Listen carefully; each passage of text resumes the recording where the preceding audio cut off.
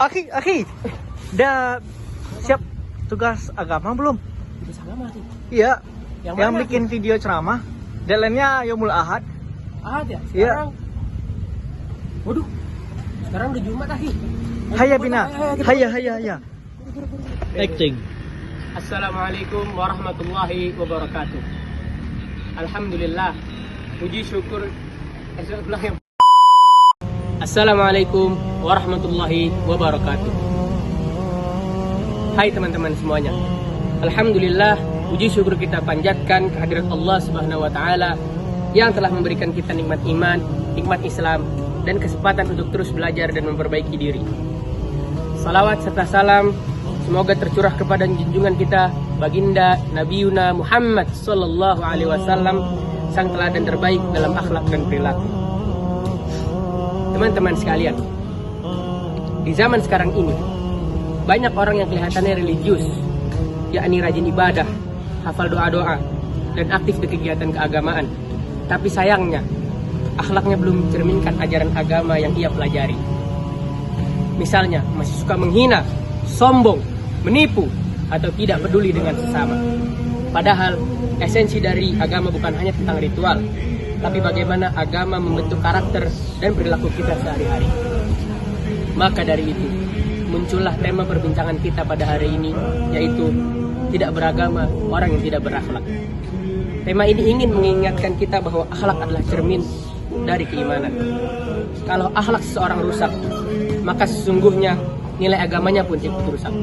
Mari kita bahas lebih dalam. Akhlak berasal dari kata khuluq yang berarti perangai atau budi pekerti.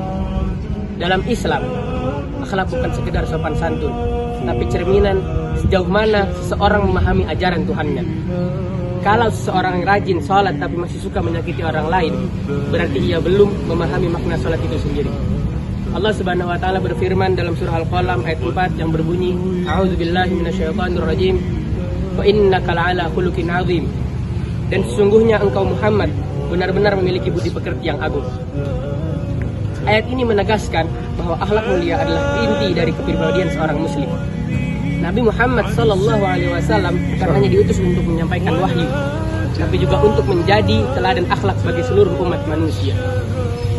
Rasulullah sallallahu alaihi wasallam bersabda, "Innama bu'itsu liutammima makarimal akhlak." Sesungguhnya aku diutus hanya untuk menyempurnakan akhlak yang mulia. Hadis riwayat Ahmad.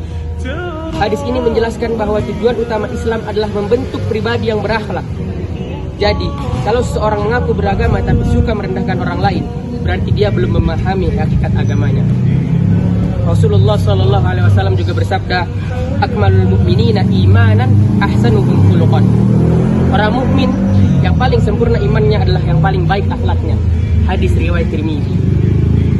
Dari hadis ini kita bisa simpulkan bahwa tolak ukur keimanan seorang bukan hanya seberapa banyak ia beribadah, tapi seberapa baik akhlaknya dalam kehidupan sehari-hari. Akhlak bukan hanya soal ucapan manis, tapi juga perilaku nyata.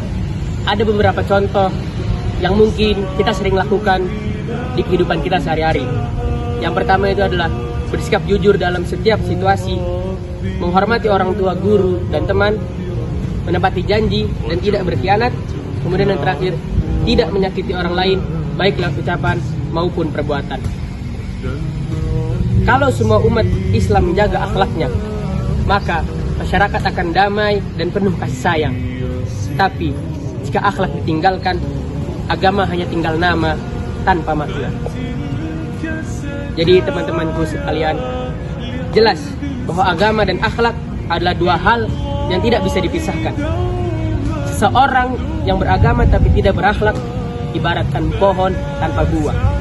Nampak besar tapi tak memberi manfaat.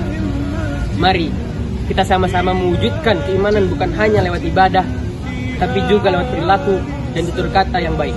Karena seperti sabda Nabi Muhammad sallallahu alaihi wasallam, orang mukmin yang paling dicintai Allah adalah yang paling baik akhlaknya. Semoga kita semua menjadi pribadi yang tidak hanya beriman, tapi juga berakhlak mulia. Wabillahi taufiq wal hidayah. Wassalamualaikum warahmatullahi wabarakatuh. عروسة النور تاج البدر يبرزها يشع